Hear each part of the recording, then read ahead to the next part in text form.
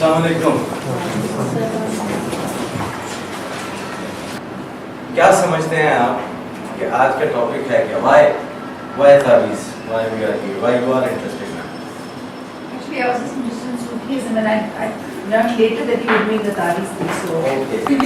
So first, let me just clear one thing, that what we are discussing today is probably understood as an offshoot of Sufism, but it is not. Meaning the one who is practicing or writing the Ta'weez is in our society considered as a spiritual being or a person who got some powers. That is not the case. Why you are there? Myself? Yeah. Interested in this because quite a number of my members of my family are staunch believers. So I wanted to know from a different person's point of view as opposed to that which is being shared within my own clan. Right. So you are here to do a comparison. Absolutely. Let me share one thing with you, that belief or belief system, total, you cannot prove it. That is the beauty of belief system. That is your faith, and it is beyond the research of the sciences. ایک ایسی reality کہ جو time and space بھی نہیں ہے. آپ کی spirit, آپ کی روح جو کہ امر ربی ہے, یہ وہ بیسک فاؤنڈیشن ہے, یہ وہ ایسنس آف لائف ہے جو کہ ہم سارے انسان شیئر کرتے ہیں بلا تخصیص کہ ہم مسلمان ہیں, عیسائی ہیں, یہودی ہیں, یا ہم کسی بھی رنگ و نسل سے تعلق ہیں. تو آپ کا جو ایسنس آف لائف ہے, جو آپ کا جوہر ہے آپ کی زندگی کا, جس کو ہم سول, اسپرٹ یا روح کہتے ہیں, یہ روح اسپرچل ٹریڈیشن آف سائنس میں, فار ایگزامپل دس از, اس کے گرد 5 ڈفرنٹ شیلز ہوتے ہیں.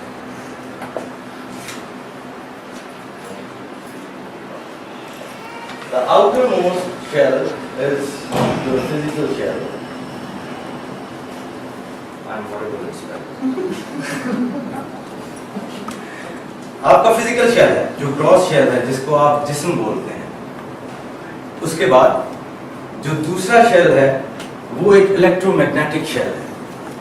اس کو یوں نہیں سمجھیے گا کہ یہ ایک دوسرے کے اوپر تہ در تہ جڑے ہوئے ہیں, بلکہ اس کو یوں سمجھیے گا کہ یہ ایک دوسرے میں انٹر ووون بھی ہے. تو آپ کا پہلا شیل جو کہ آپ کے جسم کا شیل ہے, آپ کا فزیکل شیل ہے, اگر اس میں کوئی گڑبڑ ہو جائے, is there anybody who is a student of medicine or doctor? کوئی نہیں. اچھا, آپ کا اگر پہلا شیل کے اندر کوئی ایلمنٹ ہو گئی ہے, کوئی ڈسٹربنس آ گئی ہے, تو اس کو کچھ ریالٹیز ہیں جو گورن کرتی ہیں اس کی ٹریٹمنٹ, جو کہ آج ہماری ماڈرن سائنسز میں بھی ہے, ہماری گریک میڈیسن جو ہماری یونانی ادبیات ہے اس میں بھی ہے, اور وہ ہے ہربس. یہ وہ ریالٹی ہے which governs the outermost shell of your physical level of existence, the very gross one, the very tangible. So the second shell is electromagnetic shell, and when there is some disorder or ailment in this second shell, it is the reality which governs the treatment of or the healing of this particular shell is what are the different techniques like acupuncture or massage. وہ بنیادی طور پر آپ کے جسم میں جہاں پر بھی یہ گڑبڑ ہوتی ہے کہ وہ الیکٹرو میگنیٹک آپ کا سرکل جو ہے وہ ڈسٹرب ہو جاتا ہے, تو ان کے ذریعے اس کو ایکٹیویٹ کیا جاتا ہے. اور یہ جتنی بھی سائنس ہے جس کے اندر مختلف ٹیکنیکس ہیں, جاپنیز کی بھی اپنی ہیں, سوئیاں لگا کے جو ہے وہ کرتے ہیں, تو یہ ساری کی ساری ٹیکنیکس بنیادی طور پر آپ کے سیکنڈ شیل کو جو ہے وہ ایڈجسٹ کر رہی ہوتی ہے. एक और चीज है एस्ट्रोसाइकिक shell. The reality which governs this fourth shell of your existence is the alphabets. अब ये एक अजीब सी बात है, आपको अजीब लगेगी कि अगर एक रियलिटी हर्ब्स हो सकती हैं जो कि बहुत टेंजिबल है, तो हमारा दिमाग जो है वो आज का मॉडर्न एजुकेटेड दिमाग ये मानने से कासिर है कि एक हर्फ, एक अल्फाबेट जो कि इतना सटल है कि जिसकी सिर्फ साउंड है, तो वो कैसे एक रियलिटी है, वो कैसे गवर्न करता है. But you have to understand that this is the fourth shell which is the subtler shell of your existence. तो इसको जो रियलिटी है वो गवर्न करती है, उसको हम हरूफ कहेंगे और अल्फाबेट्स आप कहेंगे. नाउ एस्ट्रल शेल और at this level of the human existence, इंसान जो है वो एक होलोग्राम की तरह है कि जिसको काटा नहीं जा सकता, जिसको तोड़ा नहीं जा सकता, जो टाइम और स्पेस से आजाद है. आप लोगों ने देखा होगा कि ताबीज जो है वो या हरूफ में लिखे जाते हैं, इधर दे आर इन अल्फाबेट्स और दे आर इन नंबर्स. तो ये जो सूफी साइंटिस्ट थे, ये जो स्पिरिचुअल साइंटिस्ट थे, उन्होंने एक निज़ाम जो है वो बनाया जिसको हम अबजद का निज़ाम कहते हैं. अबजद is basically a system in which they allotted a numerical value to a certain alphabet. जी, तो उससे फिर नंबर्स को निकाला जाता है और उसकी ऐड और सब्ट्रैक्शन और मल्टीप्लिकेशन से जो है वो डिफरेंट तावीज़ात जो है वो लिखे जाते हैं. तो ये सारा जो सिस्टम है न्यूमेरिकल वैल्यूज़ का, या आप इसको न्यूमरोलॉजी कह लें, तो तावीज़ की साइंस में एक चीज़ न्यूमरोलॉजी है, दूसरी चीज़ इसके अंदर है इल्मुल हरूफ.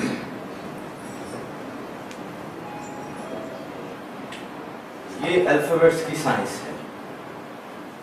जिस तरह अच्छा नंबर्स और अल्फाबेट्स हैं, इनके कॉम्बिनेशन में एक इस्लामिक साइंस है, एक नॉलेज है जिसको इल्म जफर के नाम से याद किया जाता है.